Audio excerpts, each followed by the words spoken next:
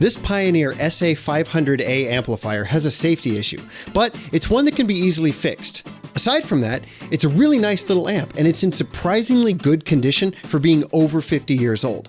So today, I'm going to fix the one minor issue that it has, and then we're going to take a close look at it. Stick around.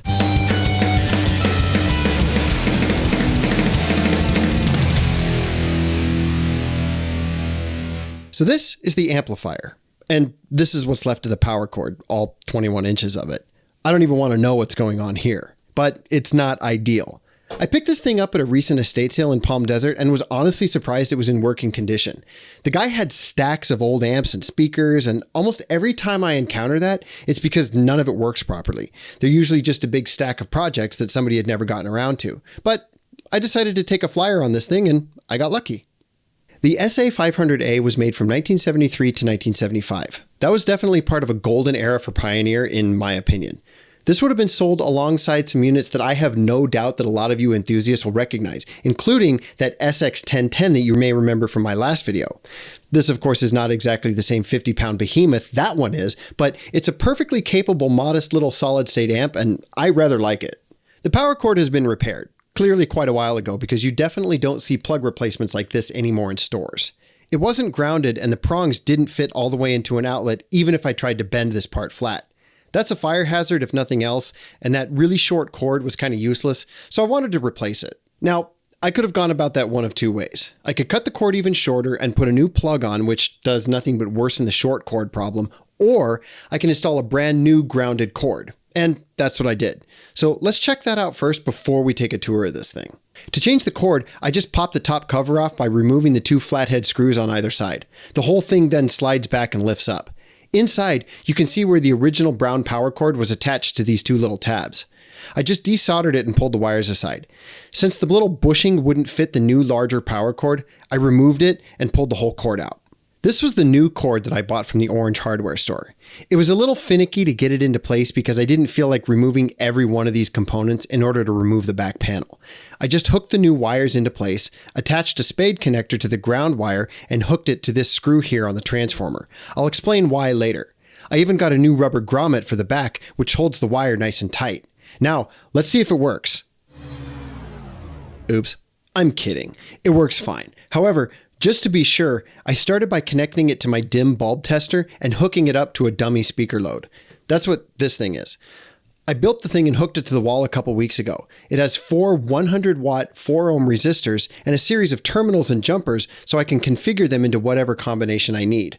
Also, the metal mounting plate acts as a sort of heatsink, which even has an air gap in the back. I use this as a dummy load so as not to risk blowing up those very expensive Panasonic thrusters, or worse, my entire house.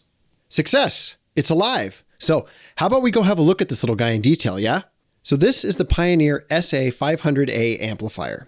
It's the successor to the SA-500, which came out in 1970. While the SA-500 has only 2 speaker outputs and the hookups for 1 tape machine and 1 record player, this machine has 4 speaker outputs and can operate 2 record players and 2 tape machines, which would allow you to record from your reel-to-reel to a cassette recorder, or even to another open reel machine. On the far left is your power switch and speaker selector. You're given the option of running both sets of speakers by themselves, all 4 at once, or none. Each channel is 10 to 16 watts, depending on which metric you want to use, and that's a plenty adequate amount of power for most small to mid-sized speakers at normal volumes. In fact, this thing can actually go louder than my ears are comfortable. The speaker's off setting allows you to mute the rear outputs so that you can use the 1/4-inch headphone jack without waking your neighbors up.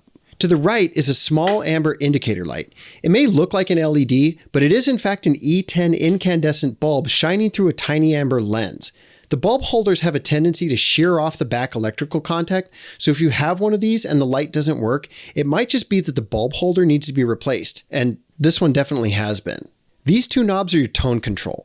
They work exactly the same way most tone control knobs do. They either boost or filter out the lower and higher frequencies so you can tune the sound profile to your preference or to the speakers that you're using. This, when combined with the loudness setting, really works well with those Minimus 7s from a few months ago. So beneath the tone control is the loudness switch. I've talked about that before, but to refresh, that's a function that changes the equalization because our monkey ears don't hear all frequencies at low volume the same way as we do at higher volumes. And this setting attempts to compensate for the difference in our inconsistent human sensitivity to sound. I'll leave it up to you guys to decide if it's effective, but I'll admit I prefer the loudness setting on most of the time. Your volume control is cool in that it lets you adjust the right and left separately with this concentric or coaxial knob. The little diagram on the front shows which channel is which knob. The front one is the left and the outer rear one is the right. I know it's not unusual to have a separate right and left channel volume control, but I'm a little bit surprised to see it on a small amp like this one. The large knob on your far right is your input selector. You actually get 2 phono inputs with this unit, a radio tuner input, and an additional auxiliary input. All 4 of these are connected with a pair of stereo RCA jacks in the back. Both phono inputs run through an internal phono preamp, so you don't need a separate one. The tuner and auxiliary inputs are standard line level inputs and can be used for anything you want, radio tuner, CD player, your iPhone if you want, but the manual suggests a cartridge style tape machine, which for most people would be an 8-track. One more point on the phono inputs. The internal preamp is intended for moving magnet or moving coil cartridges. If you have a ceramic style cartridge, that should be plugged into the aux input, not the phono inputs, because a ceramic phono cartridge outputs a much louder signal that'll sound distorted through the phono preamp. Under the selector knob is a mode switch, which gives you the option of stereo or monaural. This allows you to preserve the original signal as separate stereo channels in stereo mode, or you can have mono, which makes you really tired and combines both signals into one so you lose any stereo effects.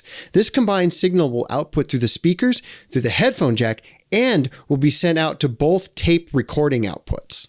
The last pair of switches are the tape monitor switches. There are 2 because this amp actually allows you to hook up 2 tape machines so you can record from one tape to another tape, which is also not that common on smaller basic amps like this.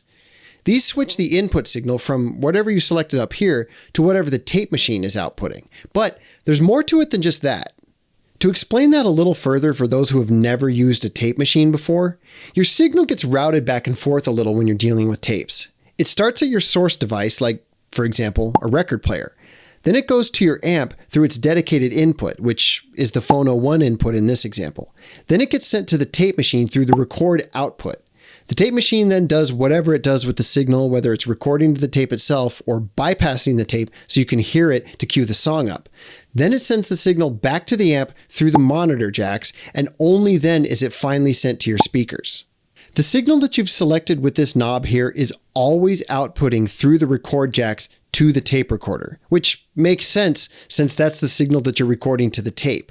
If you switched away to be able to hear the record levels and the signal suddenly stopped going to the tape, that wouldn't be very helpful. So the monitor switches don't affect the signal going to the tape machine. They only select what your speakers are outputting, either the signal coming from the tape player or whatever your main input is. If that convoluted explanation wasn't clear, I'll also say that when you want to just listen to a tape normally, you turn on the monitor for that tape machine. Each tape player will have its own settings to fiddle with during playback, but those have nothing to do with the amp, so it doesn't do us a whole lot of good to speculate on them right here. If you want to just listen to any of the other inputs, just flip the monitor switches up to turn them off. The tape inputs are done in sequence as well, so if you engage both machines, the signal from tape 1 will output to tape 2, but critically not vice versa. That's the only limiting factor. If you have 2 different formats and you want to swap them, you do have to swap the cables in the back. And while that's not the end of the world, it is an extra step to keep in mind. Also, fun fact, the amp doesn't even need to be powered on for the tape record jacks to output a signal, but that does exclude the phono inputs. Let's flip it around and look at the back a little more closely. We've covered the input and output jacks pretty thoroughly, except this one. This is a DIN or DIN connector, which is a dedicated input-output for the tape 2 position that replaces the 4 RCA jacks. There isn't one of these for the tape 1 position. On the bottom left is your ground hookup. Normally, they want you to hook a cable to it and run it to the ground in your house, but I bypassed that with the new cord I installed. The screw terminal also acts as a grounding point for other components like your record player, and because both this and the new cord are connected to the chassis, it still works fine for that purpose. A lot of times the metal chassis is your default ground connection. This is a fuse holder and has a 1 amp 125 volt fuse installed. This machine doesn't have a voltage selector and is set to 120. Other units that were sold did have a voltage selector that rotated around the fuse holder. If you have one of those, the fuse voltage should match the voltage setting for your region. For the 110 to 130 volt range, you want a 1 amp fuse. For the higher 220 and up voltage range, they recommend a half amp fuse. There are also 2 Type A power outlets to the right of the fuse. One is always powered if the unit is plugged into the wall, and the other is only active when you turn on the machine. I know that they meant this to be used with other components, but I like using it for a little desk lamp. Finally, let's talk about these little speaker hookups. They use a plug style adapter. Not surprisingly, they were missing on mine. You can find what appears to be the right thing for $17 on Amazon, but those don't actually fit. The top prong is too wide. However, I just shaved the prong a little bit thinner with a Dremel and now it fits fine. To attach the speakers, you just screw the speaker wire down to the little screw terminals. These are a really convenient way to attach speakers if you actually have the adapters because whoever you bought the amp from didn't lose them. But that's just part and parcel of buying secondhand equipment. Sometimes pieces are missing and the cords are too short. Fortunately, there's usually an easy workaround to those kinds of problems. So that's the Pioneer SA-500A Amplifier from 1973. I hope you enjoyed that. I'd like to thank everybody who's subscribed recently. This has been a wild journey for me, documenting my experience from knowing absolutely nothing about this stuff to now. I still don't know much about most of it, but having this channel has given me a reason to learn about it as I go, and it's been exceedingly interesting, and you guys have made the whole process worthwhile. So thank you. I hope to keep finding things to show you and learning something new each time. So I'll see you next time, and stay metal.